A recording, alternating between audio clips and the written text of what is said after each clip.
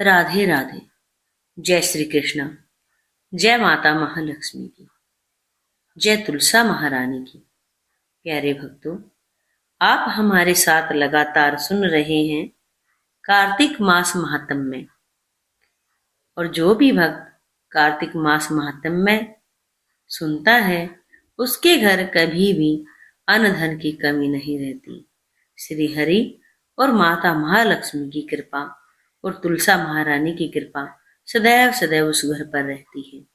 अगर आप लगातार हमारे साथ सुन रहे हैं कार्तिक मास महात्म्य, तो कमेंट में जय माता महालक्ष्मी जरूर लिखें और चैनल को सब्सक्राइब भी जरूर कर लें।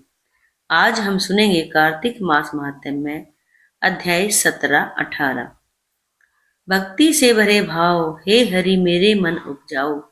17वां अध्याय कार्तिक, कृपा दृष्टि कर जाओ। उस समय शिवजी के गण प्रबल थे और उन्होंने जलंधर के शुंभ निशुंभ और महाअसुर कालनेमी आदि को पराजित कर दिया। यह देखकर सागर पुत्र जलंधर एक विशाल रथ पर चढ़कर, जिस पर लंबी पताका लगी हुई थी, युद्ध भूमि में आया। इधर जय और शील नामक शंकर जी के गण भी युद्ध में तत्पर होकर गरजने लगे। इस प्रकार दोनों सेनाओं के हाथी, घोड़े, शंख, भेरी और दोनों ओर के सिंहनाद से धरती त्रस्त हो गई। जलंधर ने कुहरे के समान असंख्य बाणों को फेंक कर पृथ्वी से आकाश तक व्याप्त कर दिया और नंदी को 5, गणेश को 5, वीरभद्र को एक साथ ही 20 बाण मारकर उनके शरीर को छेद दिया और मेघ के समान गर्जना करने लगा। यह देख कार्तिकेय ने भी दैत्य जलंधर को अपनी शक्ति उठाकर मारी और घोर गर्जना किया, जिसके आघात से वह मूर्छित हो पृथ्वी पर गिर पड़ा, परंतु वह शीघ्र ही उठा पड़ा और क्रोधाविष्ट हो कार्तिकेय पर अपनी गदा से प्रहार करने लगा। ब्रह्मा जी के वरदान की सफलता के लिए शंकर पुत्र कार्तिकेय पृथ्वी पर सो गए।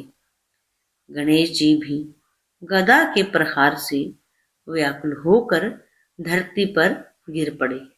नंदी व्याकुल हो गदा प्रहार से पृथ्वी पर गिर गए।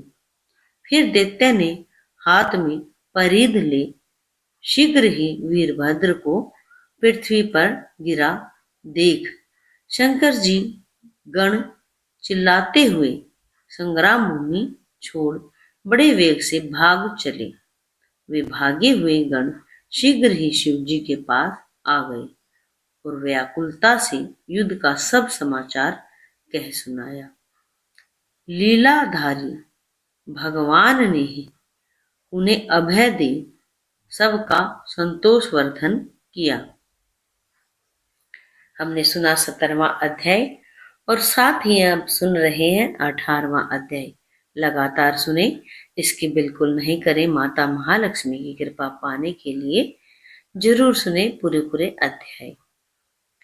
लिखता हूं मां शरण पुराण की, सीधी सच्ची बात। 18वां अध्याय कार्तिक, मुक्ति का वरदात। अब रुद्र रूप महाप्रभु शंकर नंदी पर चढ़कर युद्ध भूमि में आए।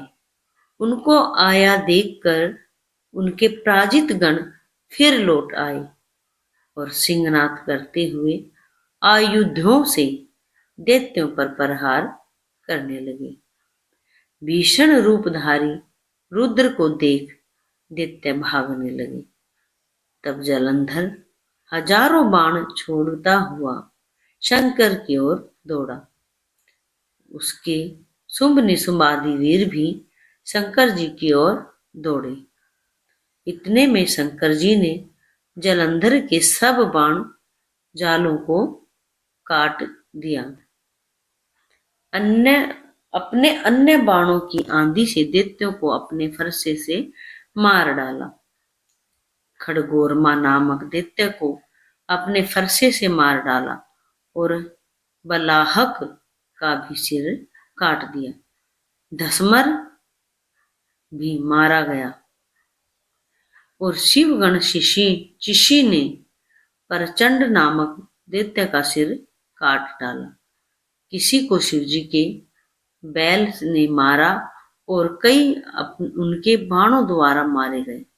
यह देख जलंधर अपने शुंभादि दैत्यों को धिक्कारने और भयभीतों को धैर्य बंधाने लगा, पर किसी प्रकार भी उसके भयग्रस्त दैत्य युद्ध को न आते थे।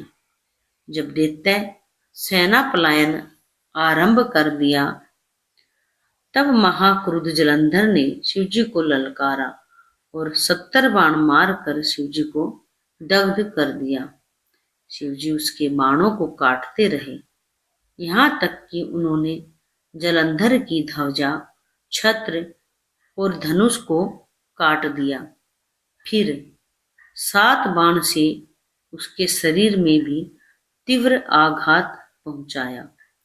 धनुष के कट जाने से जलंधर ने गदा उठाई। शिवजी ने उसकी गदा के टुकड़े कर दिए। तब उसने समझा कि शंकर मुझसे अधिक बलवान है, अतएव उसने गंधर्व माया उत्पन्न कर दी। अनेक गंधर्व अप्सराओं के गण पैदा हो गए। वीणा और मृदंग आदि बाजों के साथ नृत्य व गान होने लगा। इससे अपने गणों सहित रुद्र भी मोहित हो एकाग्र हो गए। उन्होंने युद्ध बंद कर दिया। फिर वो काम मोहित जलंधर बड़ी शीघ्रता से शंकर का रूप धारण कर वृषभ पर बैठकर पार्वती के पास पहुंचा।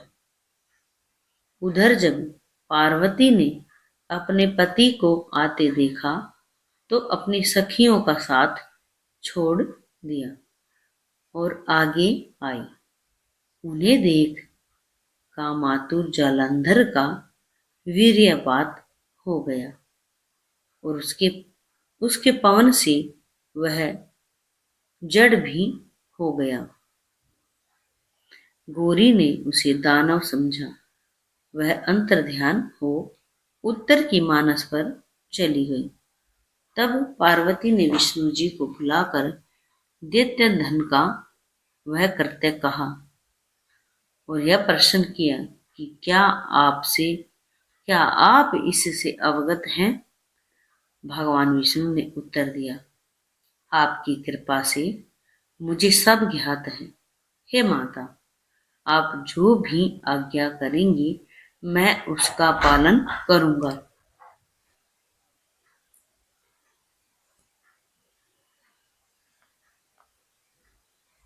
जग माता ने विष्णु जी से कहा, उस दैत्य ने जो मार्ग खोला है उसका अनुसरण उचित है। मैं तुम्हें आज्ञा देती हूँ कि उसकी पत्नी का पतिव्रत भ्रष्ट करो, वह दैत्य तभी मरेगा। पार्वती जी की आज्ञा पाते ही विष्णु जी उसको सिरधार्य कर छल करने के लिए जलंधर के नगर की ओर गए।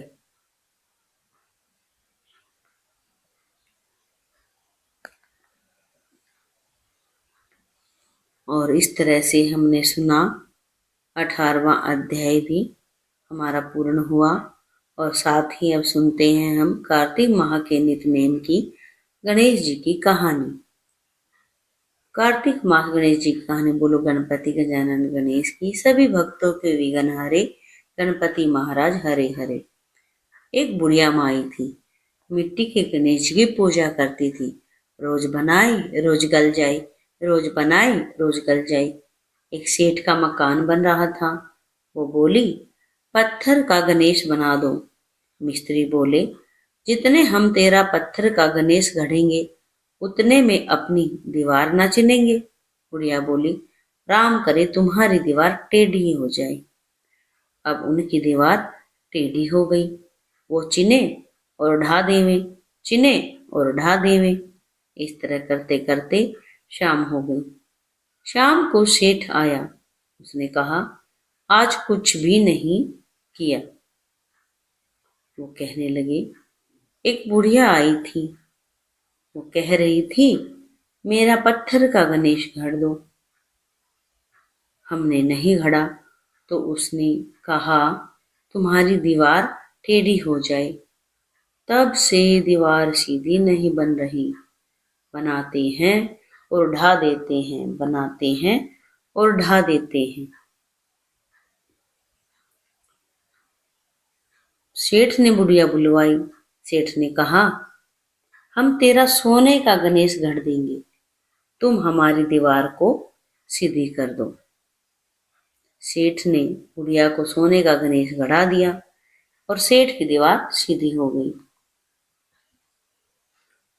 जैसे सेठ की दीवार सीधी की वैसी सबकी करना। हे गणपति महाराज, सब पर अपनी दया रखना। बोलो गणपति महाराज की जय। बोलो गणपति महाराज की जय। कथा अध्याय अगर आपको अच्छे लगे हो तो चैनल को सब्सक्राइब करना बिल्कुल ना भूलें प्यारे भक्तों। और जो भी भक्त इन अध्यायों को सुन रहा है वह कमेंट में जय माता महालक्ष्मी या श्री राधा वल्लभ या जय श्री राधे राधे जरूर लिखे। ओम नमो भगवते वासुदेवाय नमः। हे माता लक्ष्मी, जो भी भक्त इन अध्यायों को सुन रहा है उनके घर धन के भंडार भरना। जय माता महालक्ष्मी।